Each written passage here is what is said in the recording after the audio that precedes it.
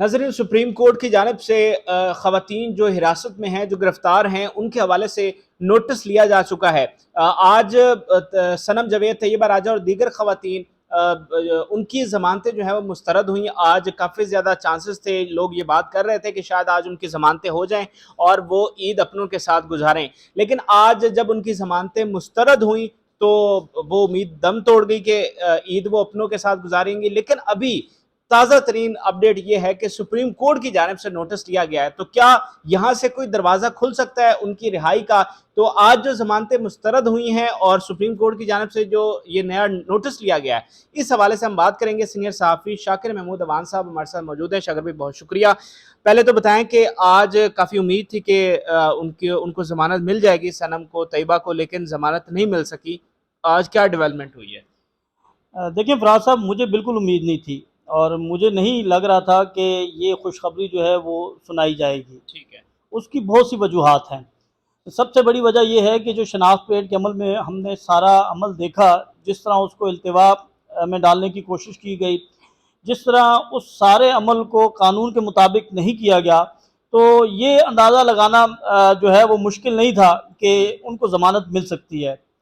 देखिए, हमें जो है वो जो फैसला है, अब फैसले में जो रिटन आएगा तो हम उसको देखकर जो है वो बताएंगे कि कौन सी बुनियादों पर जो है ये ज़मानतें मुस्तरद की गई हैं। लेकिन मैं ये समझता हूँ कि इस सारे केस के अंदर जो है वो किसी की अना को तस्कीन देने के लिए जो है वो लग ऐसे रहा है कि जैसे सारा अमल जो है वो ऐसे हो रहा है।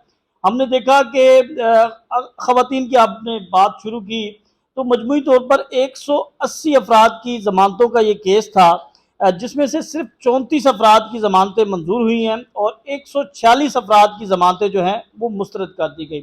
अब जो ख़वातीन की अगर हम बात करें तो इन तमाम ख़वातीन, यानी कोई एक खातून मुझे दिखा दें जिसने जिना हाउस के अंदर जाकर कोई तोड़ फोड़ की। ठीक है। कोई एक ऐसी खातून दिखा दें जिन्होंने जिना हाउस के अंदर कदम रखा हो। ठीक है। होंगी इनमें से कुछ, एक दो चार पांच होंगी, लेकिन जिन खवातीन की बात की जा रही है, डॉक्टर यास्मीन राशिद जो हैं वो सबसे पहले हैं, फिर उसके बाद आलिया हमजा का नाम आता है, सनम जावेद का नाम आता है, तैयबा राजा का आता है, सुबही इमरान का होता है, आयशा मसूद और माहा मसूद, ये दोनों माँ बेटियां हैं। ये भी इस मुकदमे में जो है वो गुज़िश्ता 50 दिनों से जो है वो पाबंद सलासल हैं। तो मैं ये समझता हूँ कि सिर्फ और सिर्फ ये सारा जो मामला हो रहा है, इसमें कोई ऐसे शवाहिद जो हैं वो अब तक अदालत में पेश नहीं किए जा सके। हम अदालती समाज जो हैं वो सुनते रहे हैं, कोई ऐसा काबिले, जिसे कहे ना, काबिले गिरफ्त जो शवाहिद हैं वो पेश किए गए हों, ऐसा कोई जो है वो शवाहिद नहीं दिए गए, एविडेंस नहीं दिए गए। सिर्फ जो है इस मामले को इल्तिवा में डालने की कोशिश की जा रही है, या फिर शायद इसके कुछ और मुहरकात हैं जो हमें नज़र नहीं आ रहे।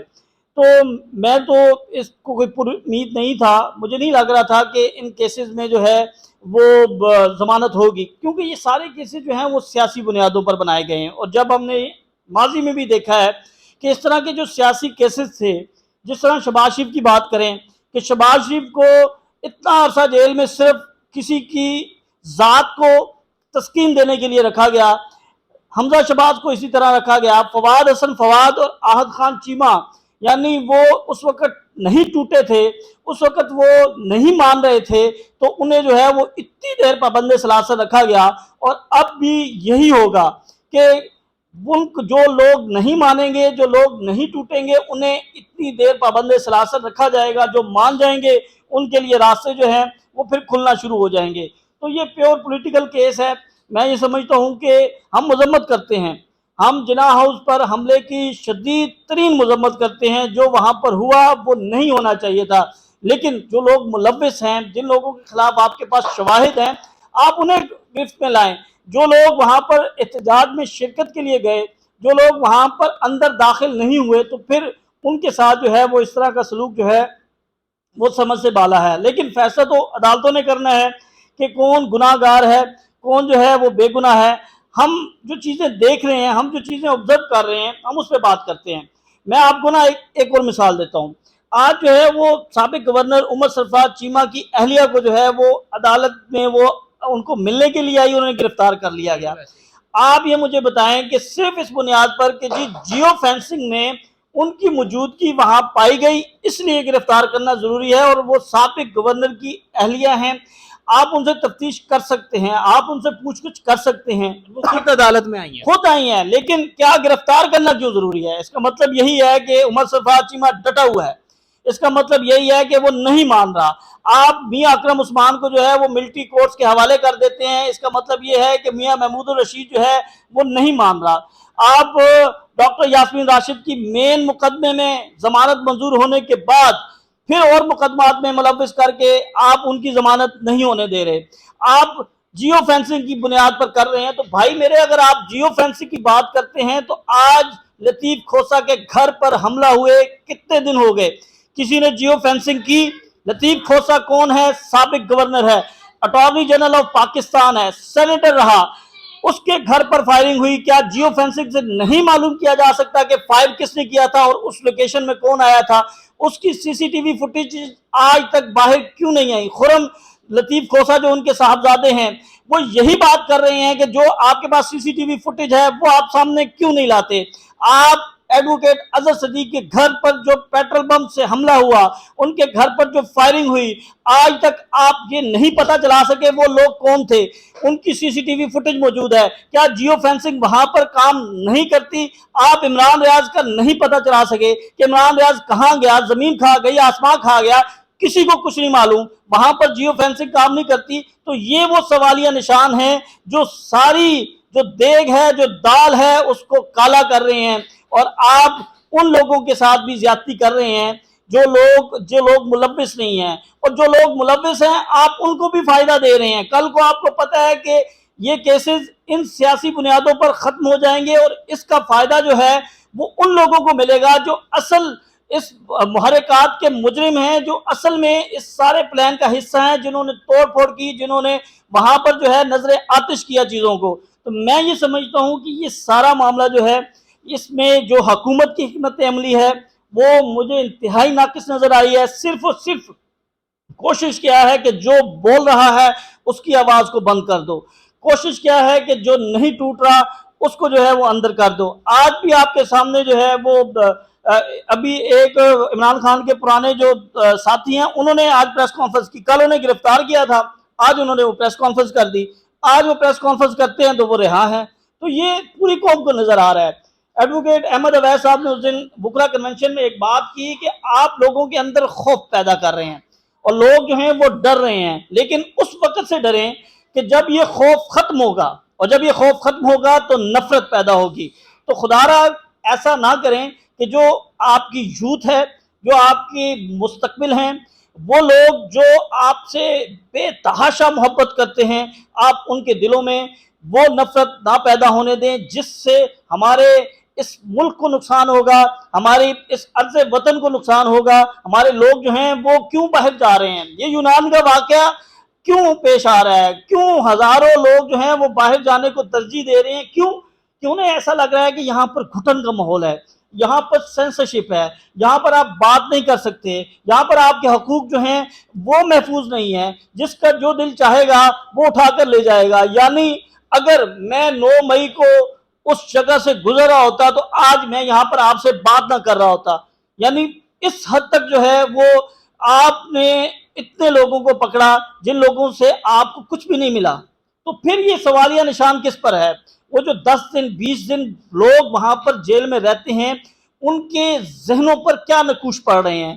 کیا وہ اس ملک سے اب اسی طرح ایک معزز شہری بن کر اپنی زندگی گزاریں گے؟ کیا وہ کرمنل نہیں بنیں گے؟ کیا وہاں پر جا کر ان کے لیے وہ چیزیں پرووائڈ کی گئیں کہ ان کی اصلاح کی جائے؟ یہ بہت سے سوال ہیں فراز صاحب۔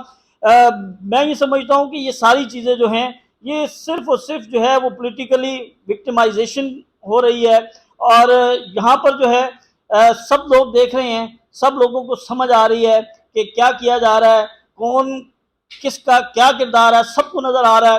لیکن بات وہی ہے کہ اس وقت سے جو ہے وہ ڈرنا چاہیے جس وقت کا میں تو نہیں چاہتا کہ کبھی ایسی کوئی چیز یا کوئی ایسی سوچ کسی کے بھی دماغ میں، دل میں کہیں پر بھی آئے۔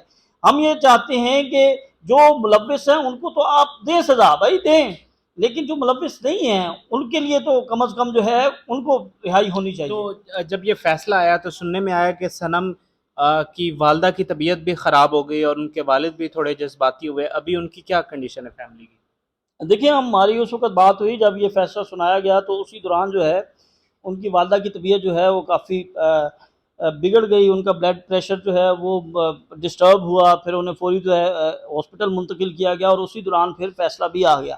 اور صنم جاوید کے کیس کی حد تک یہ بتایا گیا ہے کہ وہ ڈیو ٹو نان پروسیکیوشن جو ہے وہ ڈسمس، بیل تو ان کی ڈسمس ہی ہوئی ہے. تو اب ان کے پاس ایک آپشن ہے، لیکن کیونکہ اب جتنی زمان یعنی آپ ان کے ساتھ طیبہ راجہ تھی، طیبہ راجہ اور ان دونوں کا جو ہے وہ کردار ایک ہی بتایا جا رہا ہے.